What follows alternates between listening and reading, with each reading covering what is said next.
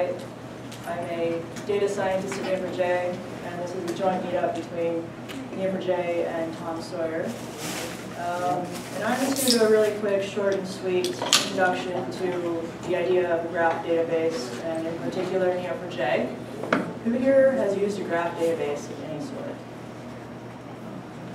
Okay, who here has used Neo4j? Could you raise the sound a little? Raise the sound a little, like my mic is louder. Yeah. Louder. Louder. I got mic. You're not using the mic. All right. Thank you. Better. Okay. First things first, we have a conference coming up. Neo4j has a conference coming up. Graph Connect, Pier 27 on October 21st. Check it out.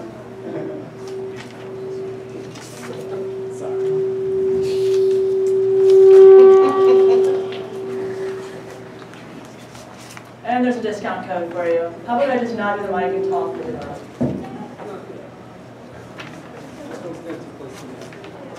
Too close to what? Okay. We'll go on this side. Okay. Neo4j, Intro to Graphs by me, Nicole. So, today's agenda, what is a graph, first of all? What is Neo4j? A quick data modeling type lesson where I'll take you on a journey, as I like to call it, from SQL to graphs. And then a quick, time-permitting demo of the Neo4j browser. So, what is a graph? Pop quiz number 1 of this presentation. Are these graphs? Thank you. Yes, these are not graphs. These are actually charts. 1 point for Jeff. Thank you, Jeff. Yeah, these are, we call these bar charts, line charts, at least at Neo4j. And at Neo4j, this is what we are talking about when we say graph. It is a collection of nodes that are connected by relationships. Now, if you're familiar with mathematical graphs, you might call them edges and vertices for the nodes and relationships, but we call them nodes and relationships in Neo4j world. So what is Neo4j? So Neo4j is a graph database, and graph databases are in the NoSQL category, meaning some people say not only SQL or not SQL, depending on who you ask, but basically it's not a SQL database. It's not tables, there's no tables. It's not on top of a SQL database. It's not just a layer on top of a relational database. It's a native graph database, as we like to say. And Neo4j was founded in Sweden. So here we have a graph, similar to what we looked at earlier. But we might want to say more about these entities, these nodes and relationships. So we would put what we call properties on these nodes and relationships, right? So we might say, for our Sweden node, we have a language property saying they speak Swedish there. And for our Neo4j node, we have an open source property saying it's true. Neo4j is open source. And then you can also put properties on the relationships themselves, because in graphs, as you know, the relationships are just as important as your node entities. So they're, we like to say, first-class citizens, so you can also put properties on your relationships. So we're going to say that Neo4j was founded in Sweden in the year 2007, and that is a property on the relationship. And this is what we call the property graph. So here I'm showing all the different types of properties that you can have in a Neo4j database. You can have strings, booleans, numerics. So that is Neo4j in a nutshell. It allows you to store your data as a graph with properties.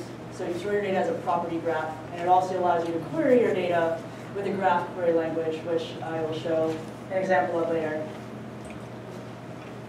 So data modeling. So like I said earlier, we are going on a journey from SQL to graph. So from tables and foreign keys to nodes and relationships. So today's example I have for you is a YouTube-esque data set where we have users and channels. So if we were doing this in SQL, we would have our users channel with the primary key of whatever, and then we'd have a channels table with some primary key, and then a field for the name of the channel and a field for the name of the user. Then let's say we also want to capture information about users owning channels, right? So users, like on YouTube, for example, you can have several channels yourself. So here you would have what we call a join table, at least that's what I call it, a join table in SQL that literally just captures the relationships between these two tables, between our users table and our channels table.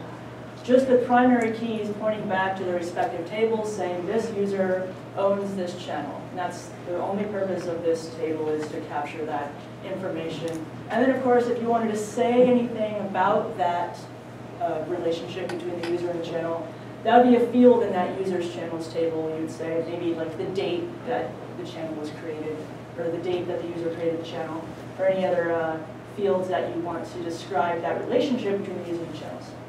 So in SQL, you necessarily have to have this intermediate table to capture that information.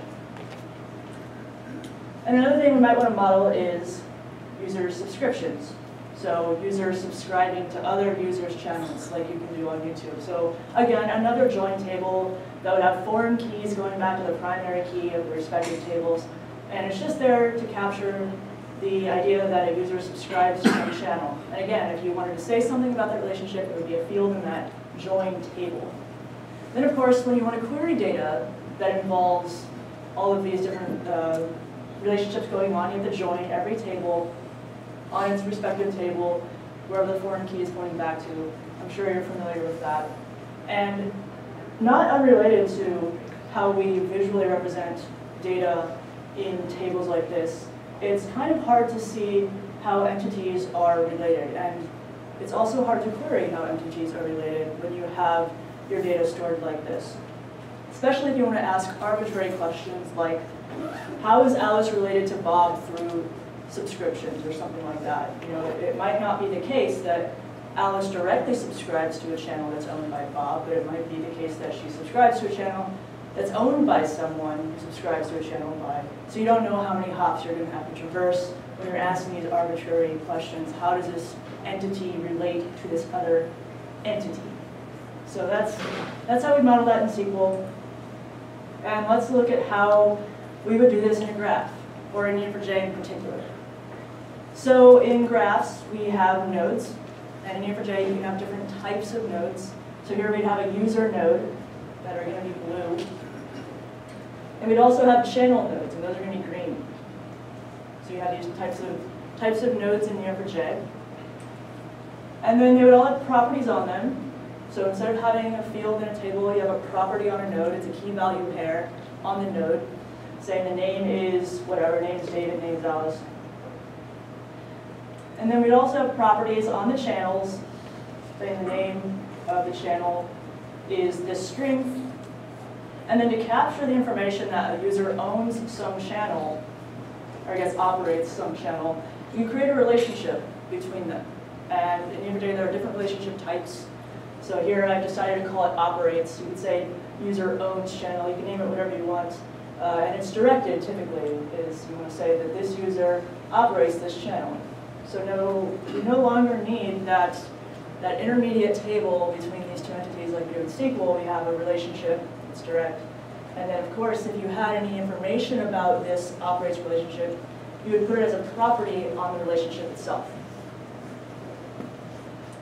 And we also had information about users subscribing to other users' channels. So that would just be a different relationship type in Neo4j. Here I called it subscribe. And this is how we would model our data in Neo4j. So the same model that we had in SQL translated to a graph here. And now you can easily answer these types of questions, even when you're just drawing out your graph model, the kinds of arbitrary questions like, how is Charles related to David? You know, over in our table, it's been really hard to look at all the numbers and foreign keys and figure that out. But when you model your data in a graph, it's easier to see and easier to query these types of questions. So you'd match on these two nodes, find the shortest path, what have you. And you can see visually that Charles operates a channel that's subscribed to by Alice, and Alice subscribes to a channel that's operated by David. And you can very easily express these types of questions in graphs. And I'm going to jump into the browser real quick and show an example of what Cypher looks like, as it's pretty important to be able to query your data.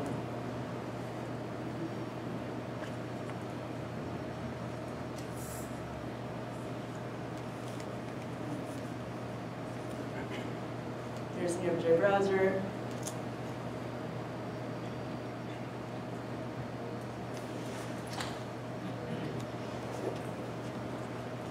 So this is going to be just our entire graph.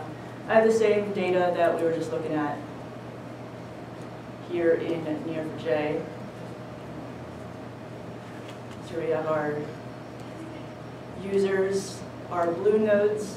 You see our legend up here in the top left.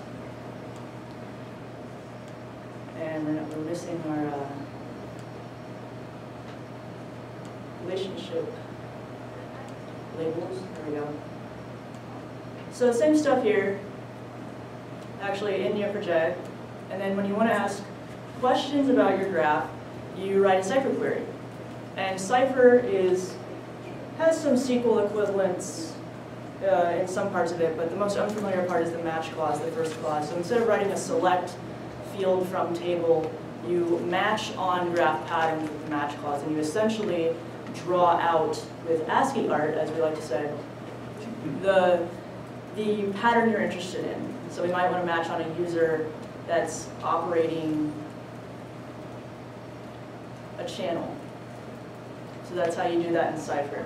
You match on a user type node, you match on a specific relationship type and another different type of node. And then of course you have your where clause, just like you would in SQL. So I'm saying where this name property is equal to Bob, and then I'm going to return the U and the channel. So that'll find me all of the channels that Bob operates, right? So that's all I got there. And then, of course, if you wanted to match on a different relationship type, you would just match on a different relationship type. And of course, Cypher has the classic, order by limit count, all the classic stuff that you would expect from a query language, or for a database query language. So that is Cypher in a nutshell, and also Neo4j in a nutshell. And that's my short and sweet introduction to graphs, introductions to Neo4j. And of course, Tom Sawyer has an integration with Neo4j, and I'm sure under the hood it writes Cypher, is that correct? Yes. Yes, so Cypher is very important. So any questions about Neo4j, about Cypher? Yeah?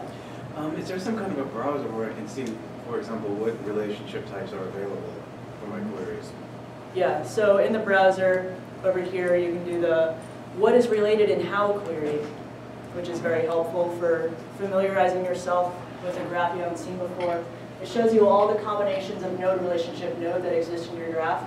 So here, we don't have a very exciting graph, but we have user subscribe to channel and user operates channel.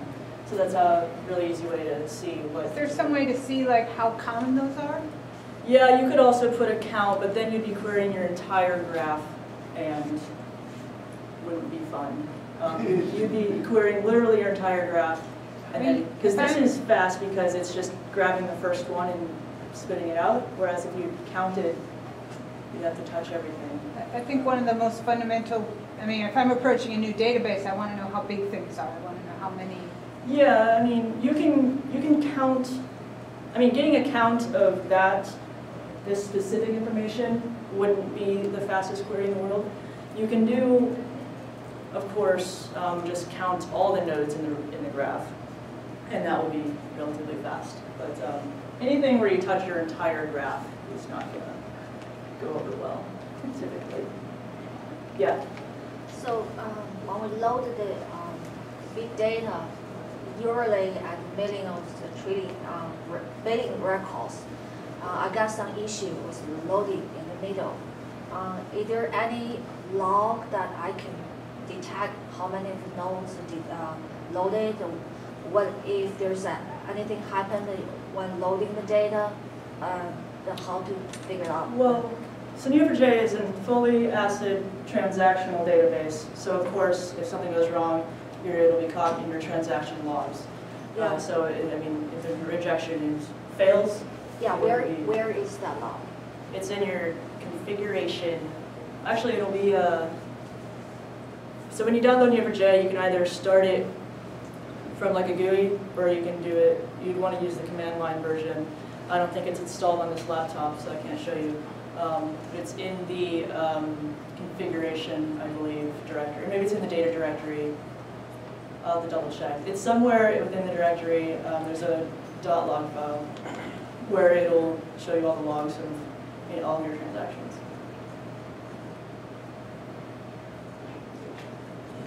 Any other questions about Neo4j?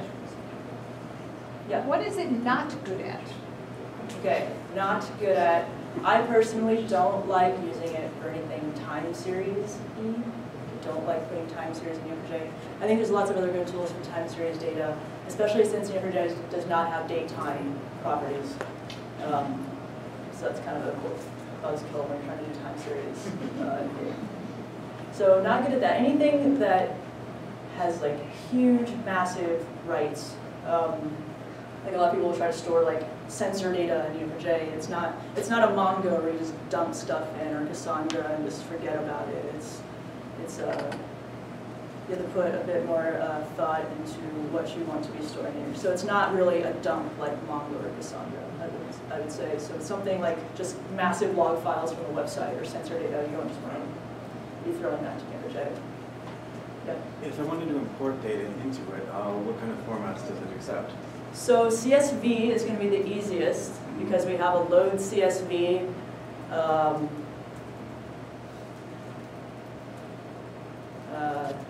Thingy here, load CSV with headers from some file path, and then you would have a Cypher query that actually creates all your data.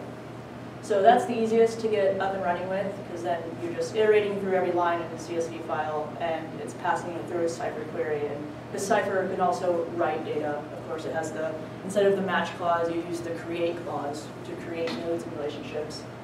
And but then there's also a few other tools that are much faster than load CSV. There's what we call the Neo4j import tool, which we should rename, I think. But it's called Neo4j-import. It's a command line tool. It also uses CSVs, but you have to do quite a lot of pre-processing on your CSVs because you have to get them in essentially an edge list, and then it'll upload it to Neo4j very quickly. But it's a tool that writes directly to disk, so you have to do it on a score string. You have to do it on a brand new directory database. I see. So those are the two main tools I use for importing data. So the count would actually, is it directly proportional to the size of the graph, the time it takes to execute count, or do you keep like an index of nodes and edges? That should be stored. That should be cached somewhere. So no, that should be returned relatively easily. But you'd have to warm it up. Like if you ran that query on a database that was just started, it would probably take a second. And then every time after that, once it's been warmed up, it should be instant.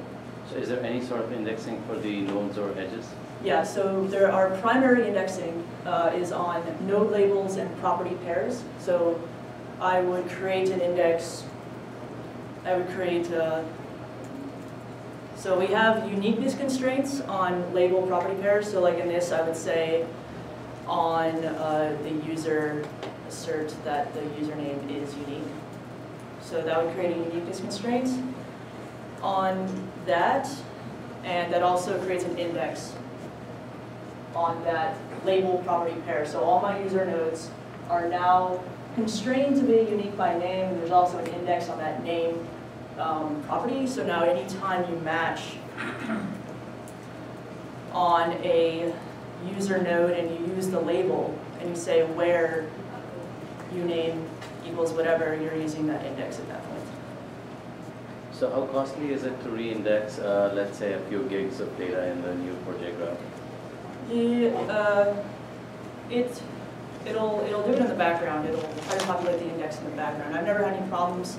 Usually I'll create all my indexes first, but there are cases where I've created an index after the fact, after millions of nodes have been imported, and I've never had any problems with it. You could run into problems where while the index is populating and you try to query a node with that index, it'll say, sorry, the index is still populating.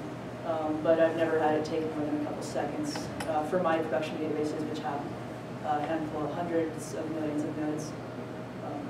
One last connected question to that is, if the graph is, the data in the graph is changing frequently, Yeah. and you have an index on it, is that a good use case that Neo4j addresses, or should we consider something else for that? I mean, it's a transactional database, so I mean, I don't think you shouldn't have any problems with updates. You know, of course, you can upsert, you can create, you can merge, upsert, all of that. I'm not sure what you mean with respect specifically to indexes. With respect to indexes, in the sense that if, let's say I'm trying to maintain a system state which is in a graph form, and the system state is changing because a lot of data points are changing, and I want to index so that I can query faster. Is that a good use case for Neo4j? I don't think, maybe we can talk a little bit after. I'm not sure I understand your question. Sure. Yeah, Neo4j has, index support. Yes, it's a good database for needing to index data. Maybe I don't quite understand the question. Yeah, you had a question. Yeah, just I guess a very elementary question. So you had the SQL database which got converted to the graph database. Is there a tool for doing that, or is it just very trivial? Is there a what? A tool to convert SQL? Some people have. Usually it's not as straightforward as that. Some people have built tools where it literally just takes all of your tables and those become node types. And then all of your foreign keys are read out and those end up as some form of relationship. So someone wrote a Python tool, but I wouldn't personally want some automated thing doing that for me. I'd probably rather just know my domain and know the translations that I wanted to make from table to graph, because it's not always a straightforward oh, this is a foreign key and now it's going to be a relationship. So it is a manual process? Yeah, so I always do it manually. Well, I do a tutorial on this where we have a Northwind data set in SQL. Northwind is a data set that ships with some SQL databases. And we just export all of it to CSV. Every single table gets select star from whatever into a file. And then we load it into Neo4j with load CSV. But we do it in a few steps. So yeah, I'd say it's a manual process of taking what you know about your SQL database and then deciding, okay, what kind of node is this going to be? What kind of relationship is this going to be? What are my properties going to be? So yeah, I'd say it's a manual process. Okay, time for Tom Sawyer. Thanks, everybody.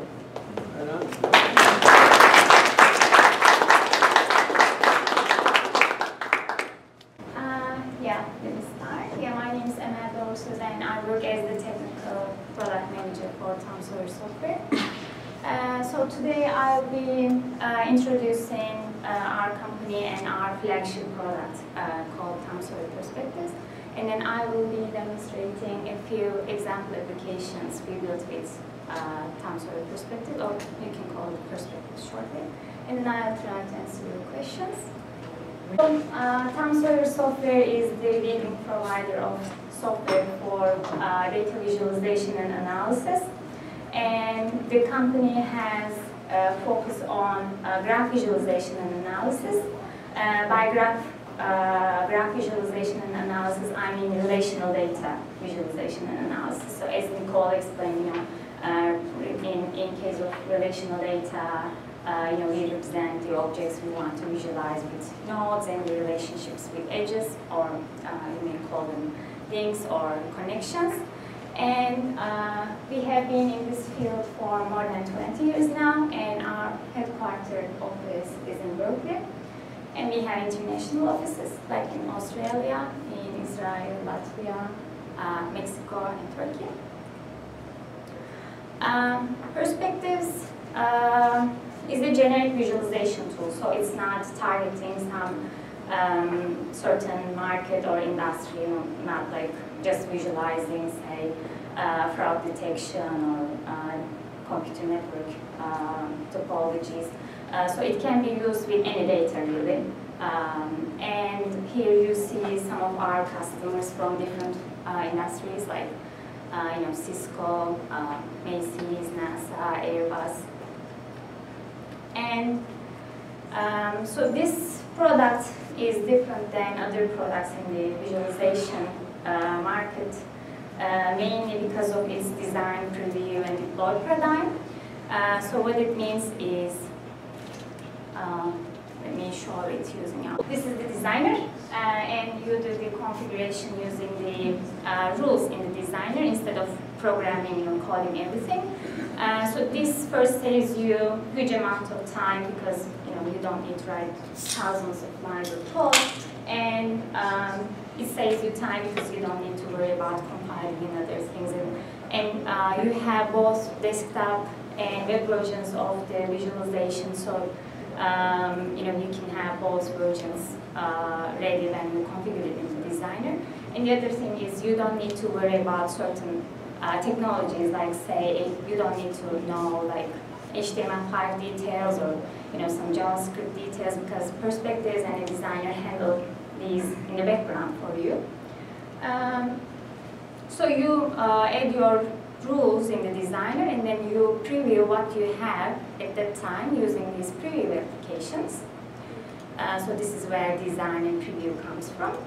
So these preview applications are really like debugging tools for you.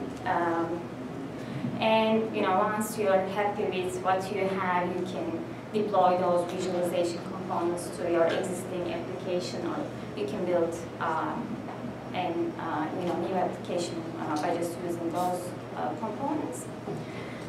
So let me just move to the first example and explain designer and perspectives details using this first example.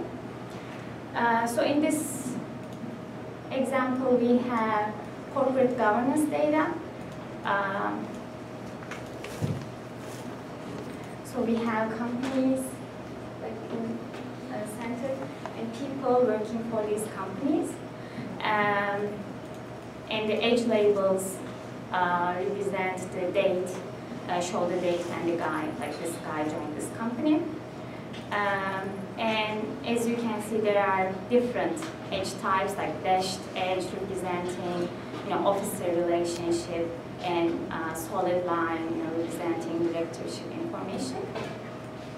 And like in here, we have a guy who has edges, who has links to more than one companies. That means this guy probably has worked for more than one company, so he has more links, basically. Let me open our overview window, this little one, which serves as a navigation and zooming control for me. So this is a drawing view, what we call drawing view. So you show the relational data in drawings. And in this example, we have two drawing views, like you see. And we have some tree views in here. They have some filter controls and statistics like this. In this example, we have like 40 companies and this number of people and relationships. So let's go back to the designer. So how we built this application? First, you define what you want to visualize. Like in this case, we have people, companies, and relationships of these. So we define rules for this. Okay, I'll have people with these attributes, and companies, and relationships between companies and people. And then we bind our data, the data source, with the visualization components. And in this case, the data comes from a simple text file like this. The attributes of the objects are separated using vertical bars like this. But of course, the data source could be anything else like this. So we have built-in data integrators for any JDBC compliant database, Neo4j, of course. and some simple text files, XML files, and so on. And so the data source, the data could be some in-memory data as well. So in this case, you would use our APIs to bind the data with the perspectives visualization. And so once you do this binding, you define what you want to visualize. You build your views. And you can have drawing views like this, or trees, tables. If you have geolocation information, you can have maps, or you may want to have some statistical information through charts. So these are all available with Tom Sawyer Perspectives. And in this case, for our drawing, so we simply edit notes for each person. So we have the rules like this, so you select some rule from here, and then you do the configuration like this, basically. And then for companies, again, we edit some nodes, and then we edit links, edges for company-to-company relationship, and for people-to-company relationship. Again, we edit edges, but if the person is an officer, then in this case, we apply a different style. We edit the dashed line. So configuring a visualization in Perspectives is as easy as this. And then you can have like filters, you can have search bars, you can have such additional things in your application. So now let's see what we have here. So in the first view, we had people and companies. In the second view, we have only people. Okay, there are links between people representing, they work together for some company, they know each other, representing this information. So we have a network of people here, and another network of people here, and this guy has relationship with this network and that network and this network, that probably worked for, more than just one company and knows those other guys this way. So we can say that, since this is a very big drawing, you can say that I'm interested in seeing people who have at least 2 connections, and apply a filter like this, and then update the drawing, update the layout like this. Let's zoom in. And let's see what we have in the toolbar. So at any time, you can export your drawings to static images, or you can print them, or we have a bunch of zooming and navigation controls in the toolbar, or you can apply different layout styles. So this layout style is what we call symmetric layout style, which is usually a good style for social network drawings. But you can apply, for example, circular layout style to reveal the cluster structure in the drawings. Or you can apply orthogonal layout style, which routes the edges orthogonally, vertically and horizontally like this. So depending on the application you have, the data you have, one of the layout styles may work better. We have additional layout styles, but not all of them are shown in here. Not all of them are in this example. And so here we have a bunch of social network analysis algorithms, so you can run them. So we have more than one. So let's start with degree centrality, for example. Degree centrality shows people's centrality, how they are connected to others based on the number of links they have with the others. So in this case, the result of degree centrality shows me that this Marshall Geller guy is the most central person in this network. So he is shown with the bigger icon to represent it. And then say this guy isn't that central, like him. As you can see, whenever I select one node in one of the views, it gets selected in other views too. So all of the views in perspectives work in synchronization. So now let's try. So, can I ask a quick question? So for those bigger icon, is this automatically generated or is this you define? We define it in the designer. So we said that we configured it in a way that it would automatically assign the size based on the centrality measure, like multiplied with the centrality measure, the size. So my understanding is for the influence factor, that's automatically generated from Yes, yeah. It's generated by our algorithms.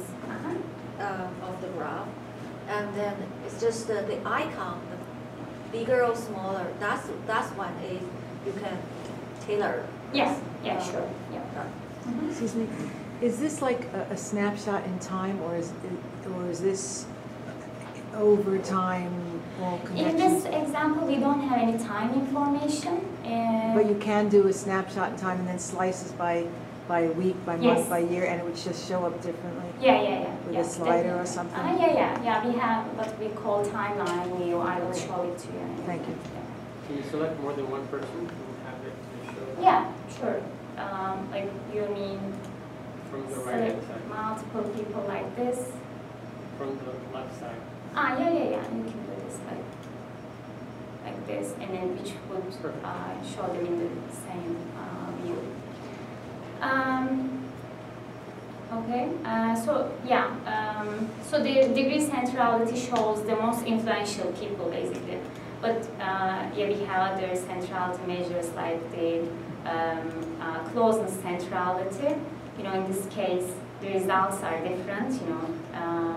As you can see, because closeness centrality is based on some different measure. It finds the most central people based on how they are connected to all of the other people. So it doesn't count the degrees, but it finds the people, who can reach out to all of the others easily. So basically, who can broadcast quickly. So these people are the most central people in case of closeness centrality. So depending on what you're really trying to do, you can use any of those different centrality measures. Now let me go back to the designer. And I saw that this Marshall Geller was an influential person. So I'd like to see more details about him, and I'd like to add an inspector view, property inspector for this reason. So I'm just interested in seeing information about him. So I select persons, and then I'd like to see only those people's names, say address, analysis degree. So that's it. So I just edit my new view type. Now I'm opening it in the Perspectives previewer again. And here is my inspector view that I just added. Okay, so let me search for Marshall, this guy. Okay, now we see more details about him in the inspector view. Basically, you can put any attribute in the inspector view, depending on what you have in your data set. So it's easy to add new views or configure, views through Perspectives. So let me move to our second example.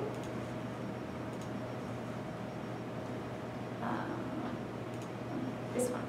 So in this example, we have some traffic accidents data. Traffic accidents that occurred in the UK in 2013. And we have it in Excel file, but it could be in any different format. So for each accident, we have the location information, time information, like number of vehicles involved in this accident, and details like this. And then we have details about the vehicles, like their makers and models, and then the drivers information, and then information about the casualties, like how many age band, things like this. So who can use such data set, or who may get some valuable information from it? Definitely insurance companies or car makers, because they may find out that they need to improve certain design, based on some information they can get. Like maybe they have more accidents in winter, in snowy weather, or definitely like police departments, because they want to make streets safer. So we laid out the accident data on a Google map, but the map provider could be anything else, like OpenStreetMaps or other map providers. And here we have the accidents on the map, either shown as flags or as circles. Here flags mean individual accidents, but they are clustered into groups. The accidents are clustered into groups depending on the zoom level and if I zoom in, they would be shown as individuals too. So you can apply marker clustering. Okay, sure. Were you sourcing the data? Is this public, or are you? Yeah, that's public data. Yep.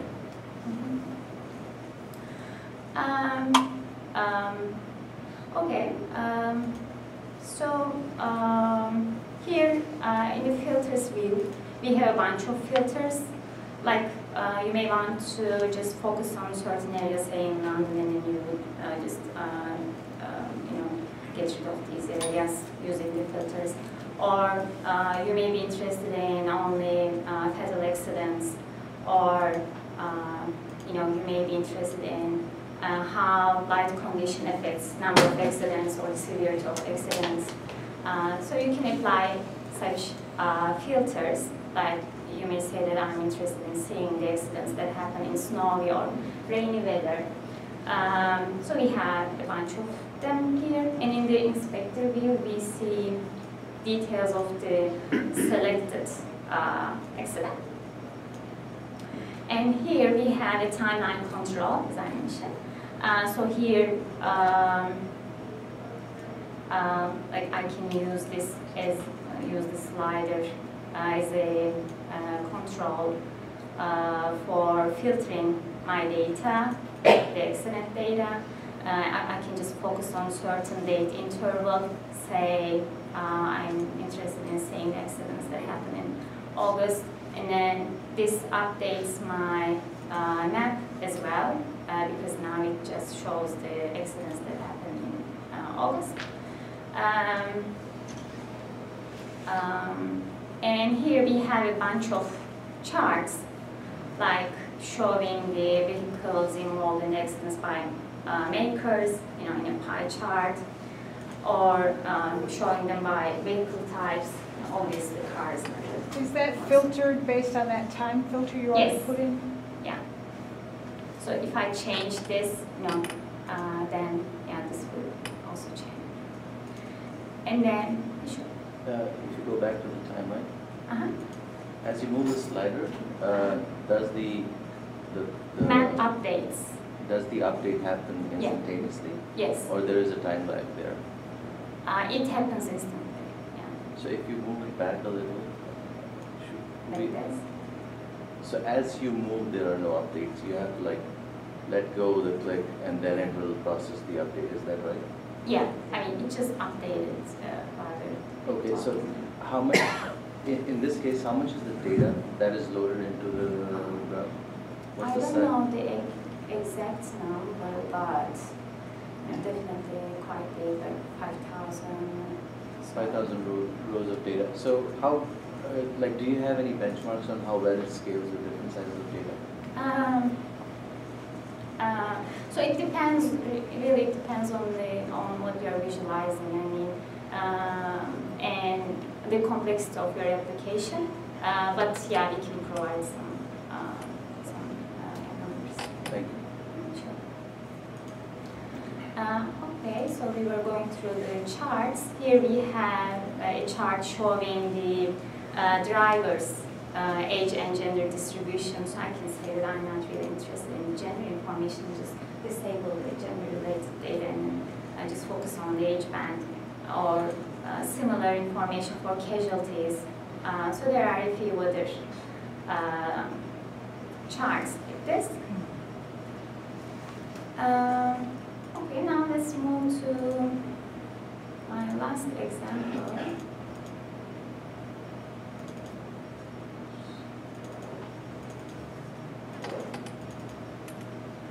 Okay, so in this example, we visualize a microwave transmission network. So we have base stations, antennas used by these base stations, and connections between them. Here we have a base station device. We have another here, and then the connections. So connections are colored, showing the load of them basically. Here we have the color scale for connection mode. If you want, you can turn this off. So you can give such controls to your end users. You can expose them in your application if you want. And as you can see, edge thickness is different in case of different connections. So the thickness represents the bandwidth information, bandwidth of the connection. And here we have the devices categorized based on type, like this, or say based on vendor information. So you can use tree views to show such category information. And here we have an inspector view. We have some table views at the bottom. Let me zoom on and open our overview question here. Sure. Where you define the relationship with this entity? All in the designer. So in case of this example, we have devices, antenna, connections, and then we define things like, for example, for connection, I add edges and then edge labels, and then I set the edge length, for example, based on capacity information. So it's all defined by Perspectives rules through the designer. So once you design that button, the small button is going to publish it? Yeah. So and then if I open this, I see my changes instantly. So these preview applications are really, for seeing how your changes affect the visualization components. So that's the user perspective? Yes. Mm-hmm. Excuse me. She asked whether this publishes, so does it mean that you can actually publish it to a production environment from here? Sure. Or was that just a preview? What you should? That's a preview, but once you're done with developing your application, once you're happy with what you have, what you do is you can add those components like this drawing view and tree view and others into an existing web application or a new web application or a desktop application. What you do is these are just components and you simply add them like with a few lines of code. You can simply use the previewer, but that's not. People usually don't use it like that. Okay, my interest is to know if there is like a few clicks from the tool itself that can actually export the final design into a production environment and replace what's already there. Is it possible? It builds a war file. Okay. When you're finished with it, you drop to the command line and just type Maven install and then Maven package, and it spits the war file, and you can take it and put it up on a new production server. Basically, all of your configurations in the designer are saved into an XML file. So say at some point I have this and then I deployed it already and then I change something, then you know, to see my changes in the real application, what I need to do is replace this XML file with the new XML file. So Yeah, this would be great. The question, there's another question. Data is still updating all the time. Yeah. So I assume the relationship is still, but the graph will be changing. Yeah. So how to like publish it all the time? The Yeah, we automated- have, our integrators have what we call update and commit mechanism. So at any time, you can get the updates from your data source. Like in this case, we can get it using this button, but you can automate this as well. We can say that, you know, I want to get the updates from the data source every 5 seconds, or you can use push mechanism as well. And then this application could be an editing application, like you could add new devices, connections, you know, and plan the network, and then commit your changes back to the data source. Again, this is handled by Perspectives. And here in the preview, we show it with commit button, apparently not in here, but yeah, like update, you know, it's possible to write back to the data source. And then the visualization, I mean the web page from user perspective will be changed. Yes. Yeah. That would- Well, can you quickly show like how I can use clustering results to reduce? Yeah, I'll do that. Yeah. Okay, yeah, let's do it as the next step. Okay, so this is our network. Let me zoom in a bit because it's very small. So say I want to group my nodes, my devices, based on their connectivity information. And I'd like to cluster them into groups like this. You know, the ones which are interconnected, highly interconnected, are shown as a group, like in here, and the ones which are highly connected, like this one, which is highly connected with, are shown in another cluster. So you can group them like this using our cluster analysis, and then since that's quite big, like I can, for example, group those devices and show them within container nodes at some nesting like this.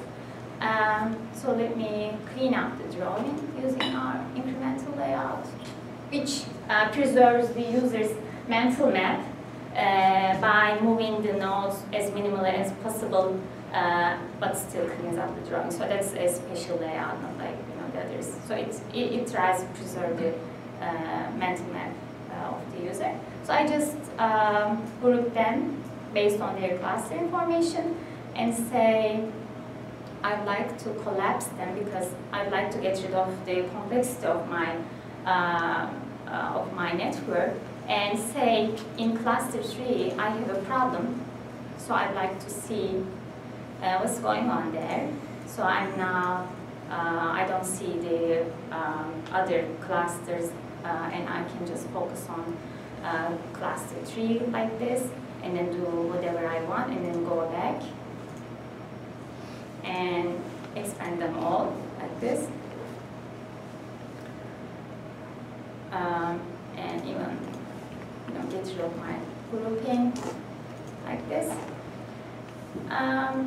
Here in this example, we have a bunch of other graph theoretical analysis capabilities.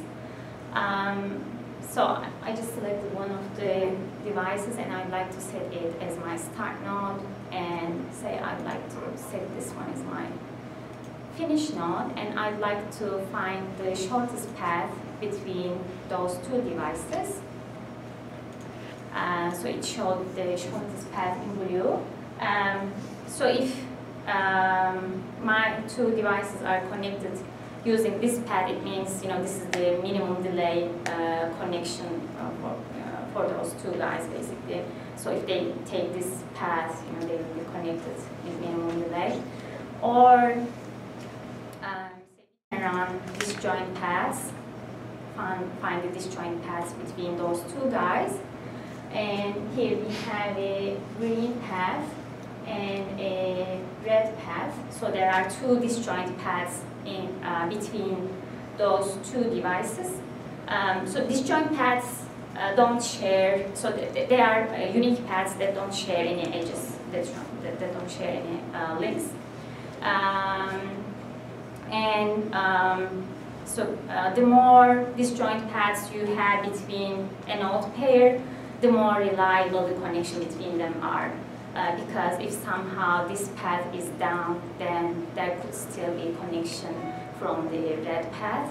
So as a network provider, like I may analyze, I may look at this data and then plan and construct my network, or improve my network based on such kind of analysis. And here we also have minimum cut, which shows just two edges, two links. What this gives me is, if those two connections are down, then there is no way to connect those two devices. So the less number of links you have in a minimum cut, the more chances of you getting into trouble and losing the connectivity, basically. So yeah, you can add other analysis capabilities to your applications.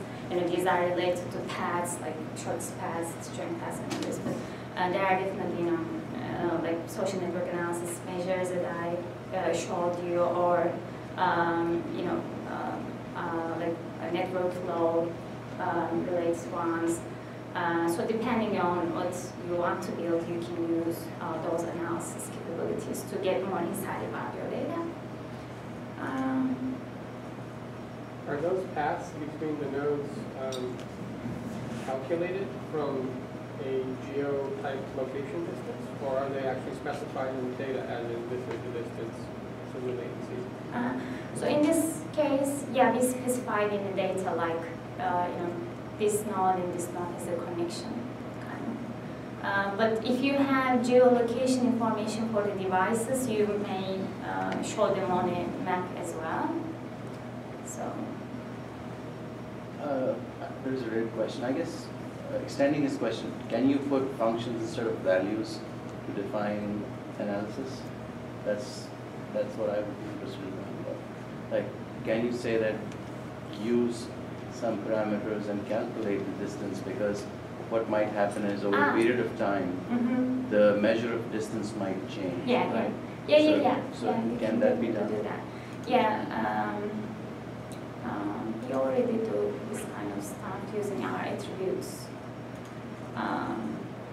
So yeah, like, I mean, yeah, just saying instead of this from device, you would have something like, your attribute like distance. So it doesn't have to be in a static value, basically.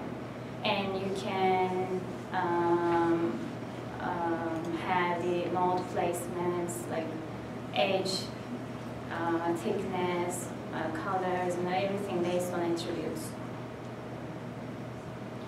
So I think that's all I wanted to show. So do you have any additional questions?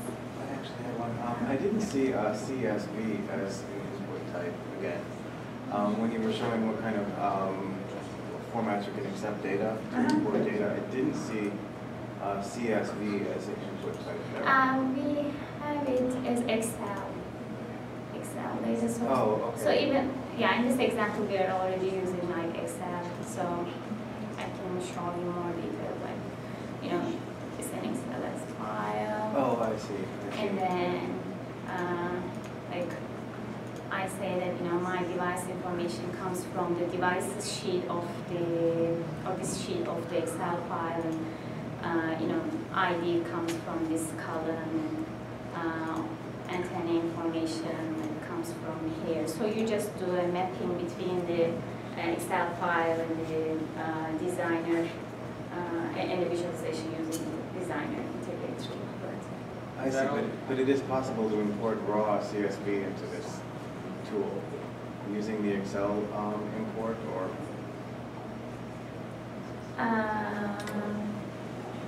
You mean like not defining your schema? So if I have a raw text file and the comma is the separator between fields, and it has a CSV extension, I could import it into this. Yeah, you can use it as a data source. Okay, Yeah. all right. You would still use the Excel Excel file entity. format in the designer to read the CSV. Yeah. Right. That could potentially be a bit of a problem if you were automating a pipeline and you didn't want to have like this Excel step in the middle there. There's no reason to go to Excel. It's fully programmable. So Okay. like, basically the best thing we would advise you to do is put it into Neo. And then you can use the Neo integrator to completely work with that and let them handle that part. Our main job is to just give you the ability to, it's like an ETL tool. Basically what you're doing is you're getting ETL mapping from a relational table type structure and then having this series of rules that can create them in your graph. And you have multiple views of the same data set, but the whole system is completely API driven. What you're seeing here is just a light layer that basically encapsulates the complexity of working with the API. When you write it, when you start a real app, like a big one, like if you're like a big integrator, you actually like have Java code that sits there. So you can either write code or not write code. So, you know, it's as simple as like new model, add on, new model, add on. So if you have something that works with over time, you can say add and remove, just like a transactional database. And then the graphics will update. And there's computed attributes that work on like what you guys are asking about, and you can insert your own custom functions. So like we have a function library that shows up, so you can have like special geospatial functions or anything like that. Like distance is a factor. And then generally what we do is we consider those like global model attributes, and then you can like set them, and then the rest of the drawings are inherit those properties when they go to compute. Like when they go to render, they go, oh, what was that property? And then it affects how the graphics will draw, and there's batching frameworks and stuff. So are you saying that there's no automation to parse a net new piece of data source? Oh no, there is. You can point it out a file, but you inside in code, like you can do something like, give me a new integrator, here's the file, and then do that every few minutes and then put it in my model. Or, you know, like basically what we do when you get if you download the product, we give you a series of examples. One's like, oh, here's how you work with the Excel one. Here's how you work with the relational one. And they're all almost the same. We just show you like what two things you need to change to work with split at the data source. And we also give you the Neo4j examples as well. Like, how do I take my Cipher query and get it onto the screen and publish it to the left? The main thing we do is take all the heavy lifting of like the high performance graphics, the interactive animational effects, like all that, like filtering and stuff, and the searching in the model, and then how do I get that to like 100,000 users? You know, if you try to focus on your domain space, the trick is like focus on your, like, as they were saying earlier, it's like focus on your domain space, and then don't worry about the graphics and all that. Just understand how the objects are related to each other, and then you can have multiple visualizations of the same data set. So if you want to see one aspect of it, you can have another tab or something. But yeah, the whole thing is completely scriptable and programmable. Yeah. By the way, yeah, you can go to our website and play with such demo applications. We have a bunch of demos on the website, and you can also request a free evaluation and evaluate the product when it comes as a full-featured product, you know, with documentation and everything. So. Could not understand what you just said. We could also request a free request a free evaluation of the product. Yeah. So when you get an evaluation copy, so it's still a full-featured product. 30 days, 60 days? 60 days.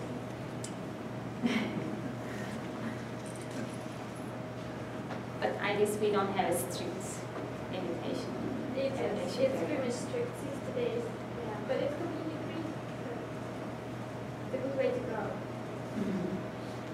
No feature? Yes. So any questions?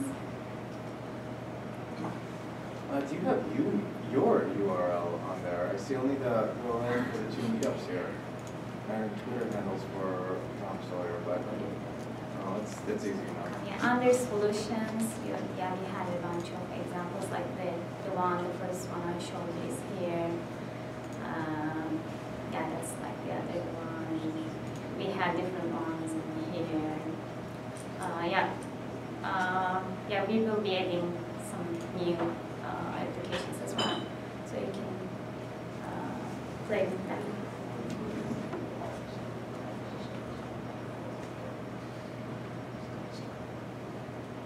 Any other questions? Great job, Mel.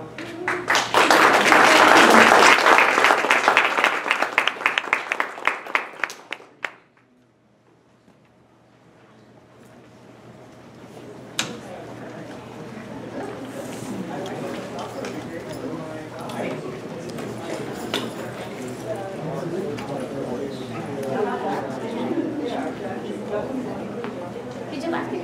Great compliment.